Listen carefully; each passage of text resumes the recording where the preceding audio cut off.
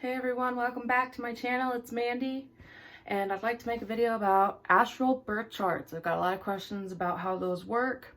So basically, you got to know your exact time of birth to get your full chart completely right. If you don't know the time of your birth chart, you can still get, 80 to 90% of your birth chart. There's plenty of websites. I'll try to link one down below. Basically what you do is you type in your birthday, your birth month, year, and time, okay? And based on that exact time was whatever constellations, whatever planets, and whatever was in the sky at that time. And so that basically, tells you there's a couple different placements, okay? There's your North Node, there's your Venus, there's your Mercury, there's lots of different nodes, okay? You got to check out what your moon sign's in. There's lots of different elements to the astral birth chart. But basically all you need to know is your birthday and your specific time of birth, okay? And you type this in, you find there's plenty of websites out there where you can just type in, astral birth chart, and, there should be, what your moon sign is, your moon chart and all that, what moon was out when you were born, and, that kind of depends, like, what energies play a role in your life. Like for your North Node, that's kind of like what drives you in life, what you want to do. Your Mercury is your communication, how you communicate with others. Your Venus is love. Usually whatever's in your Venus is who you pair best with. So let's say you're a Scorpio, okay? And let's say you were born at a specific time and your Venus is in Libra. You probably would do best dating someone that's a Libra. And now the good thing about astral birth charts is, let's say, you've dated Scorpios before and you had a bad time. Not all Scorpios are the same. Different people are at different levels, especially spiritually, energetically, vibration-wise. And if you look up, like, let's say you're dating someone, okay, and they give you, their birthday and what time they were born. You can look up their astral chart, and usually if you guys have the same moon placement or same Mercury, that can kind of see why your relationship works as good as it does. If you guys communicate real good, you guys might have the same Mercury, or a Mercury that pairs well with two different zodiac signs. Like, for example, Pisces and Virgo. They're known to kind of communicate really well, okay? Because Virgo's a hard worker and Pisces kind of like more of a...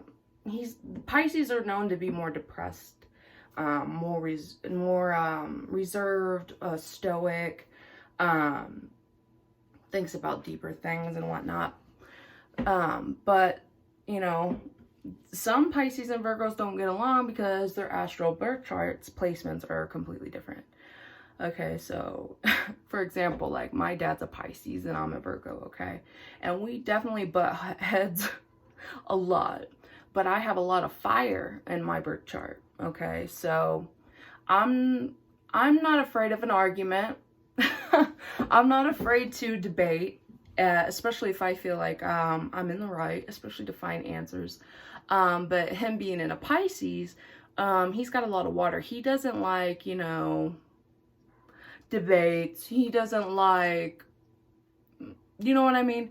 So basically with astral birth charts is, this is a great way if you're trying to meet friends or find a new lover or, roommate, whatever situation you're in where you're going to be stuck with someone or whatever.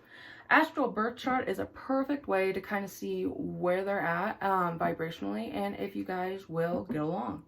Now here's a good example. Kanye West and Kim Kardashian, okay? They both have moons in Pisces, okay? So that leads me to believe they have really good communication. They're very mysterious type of people, and they love romance, okay? So definitely check moon signs. Those are very important. Depending on, you know, what time you were born, you know, there's certain, you know, alignments in the sky. You know, the stars are aligning, planets align. It's always constantly moving, okay? That's why it's really important to know the exact time, okay? And if you don't know, if you can go get your original birth certificate and it will provide you with that time, okay? So, what else could I talk about with astral birth charts, okay? Mercury is communication, Venus is love. I already said that. North node. There's your south node. There's your moon signs, your sun signs. I have a lot of placements in Virgo. My sun sign's in Virgo. I believe my Mercury's in Virgo too. I have a very strong earth and fire energy in my chart. So that leads me to be very grounded, very practical, hardworking. And the fire signs is I'm not afraid to back down from a fight. I'm not afraid to back down or debate. I was told a lot growing up, you know, you should be a lawyer because you just won't let things go. Yeah, I definitely agree with that. My North Node is in Sagittarius, okay? So that leads me to believe, that explains a lot why I like traveling. I don't like staying in one spot too long. I like energy to always be changing for me. I want something occupational wise or hobby wise that's always something a little bit different, never really the same. I don't like staying stagnant. I love traveling. I love seeing different things. I love learning new and different things. So, and with Virgo placement in my sun, okay, and in my communication, that tells me that my earth sign, that explains why I prefer living in wooded areas, secluded areas, rather than cities. I definitely need to ground myself and be somewhere quiet. Virgos are known for being a very analytical sign, overthinkers, hard workers, but their brains are a lot like Geminis, okay? And I have a Gemini moon. So Geminis are known for really thinking up in the brain department, okay? Like a whirlwind of thoughts, okay? They're known for thinking more and not doing. They think to the point where they get stuck thinking and don't make an action. And I've definitely been in that place in my life. But Geminis are also good for, they're known as the lover card in tarot, okay? They're known to be between, okay, they're known as the twins, okay? Geminis, the good and the bad Geminis, okay?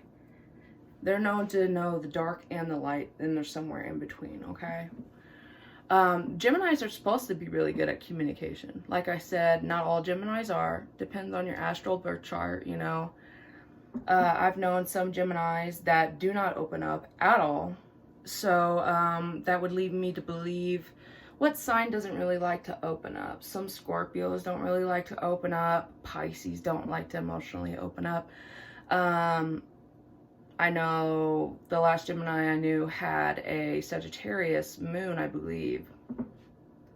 So definitely that a Sagittarius is known to not stay in one spot too long. They're the traveler sign, you know, and a lot of tarot cards and zodiacs, they're known as the half horse, half man mythological figure, because they're known to want to be free, wanting to travel, wanting to explore. Go-getters, fire signs are really like, they're, you know, independent, not afraid to do things. But yeah, definitely check out your astral birth chart, okay? That will tell you a lot about yourself. When I first heard about the astral birth chart, and I looked at my moon, that explained a lot about my personality, friendships, relationships, family dynamics, what I want in life, talents that I share. I mean, you'll learn a lot about yourself through that. Not only your astral birth chart, but finding out You know, if you were born in before dawn, noon, evening, nighttime, whatever time, you know, you were born at, that could be a very powerful manifestation time for you. If you're thinking about, you know, man, I really want to attract that person, you know, but, you know, I want them to be like this, but I don't want them like that. Go to that time you were born, dawn, morning, evening, night, and I want you to sit and I want you to even write down in detail, like detail what you like, what you want in a person. And at that time, I want you to really like think about it, kind of put a character together in your mind, and that'll be a good manifestation for you. I had to get my book. I have all my astral birth charts written down. But basically, what else can I talk about with this astral birth chart? I mean, it really tells you a lot about your personality, more than anything. It kind of explains things to you, why you, what you value, what you don't value, what you're looking for in a relationship, etc. It's a good way to kind of get in touch with your original self and kind of push aside the ego and really get down to the basics and manifest what you want. Okay, guys. Well, I guess that'll be all for today. I'll make another video. I might bring out my journal and kind of go more into depth about the astral birth charts if you want. Moon signs. I'll definitely have to post the link for you guys. There's definitely tons of free links you can do called, you know, just type in Google astral birth charts. It should pop up with a little checkbox that you type in your date of birth and your time, and it'll just click search, and then it'll tell you, you scroll down, you know, let's say it's Sagittarius moon, and it'll kind of tell you, you know, Sagittarius's moons are known to, you know, like this type of profession, or like this type of living situation, or this type of lover, or these type of friends, or whatever. Okay. But yeah, that's all for today, and I will try to figure out some more. I'm thinking about doing some reaction videos.